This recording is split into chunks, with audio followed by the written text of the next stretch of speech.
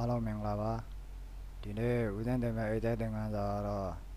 စားတာကိုနေစနစ်3မျိုးနဲ့စားတဲ့သင်ခန်းစာပါပထမဆုံးနေစနစ်ကနမူနာအနေနဲ့2600ကို900နဲ့စားပြပါမယ်ဒါကြောင့်မလို့ပထမဆုံးနေစနစ်ကိုရိုက်ပြပါမယ် equal sign 2600 division 900ပြီးရင်အန်တာကိုနှိပ်ပါ 5.2 ရပါတယ်ဒုတိယနည်းကတော့ဒီမှာ A2 မှာ2600လို့ရိုက်ပါမယ်ပြီးရင်အန်တာကိုနှိပ်ပါ A3 မှာ900လို့ရိုက်ပါပြီးရင်အန်တာကိုနှိပ်ပါ B2 မှာအဖြေယူပါမယ်သူရဲ့ formula ကတော့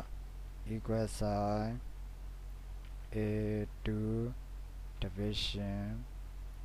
A3 ပြီးရင်အန်တာကိုနှိပ်ပါ 5.2 ပါနောက်ဆုံးတတိယနည်းကတော့ equal sign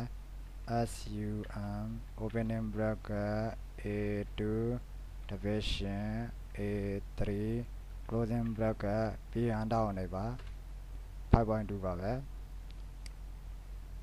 ပထမဆုံးဒီစနစ်ကတော့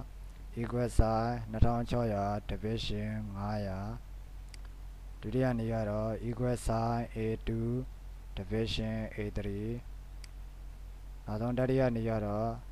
equal sign sum opening bracket A2 division A3 closing bracket ပါဒါလို့ဆိုတော့နားလည်မယ်လို့ထင်ပါတယ်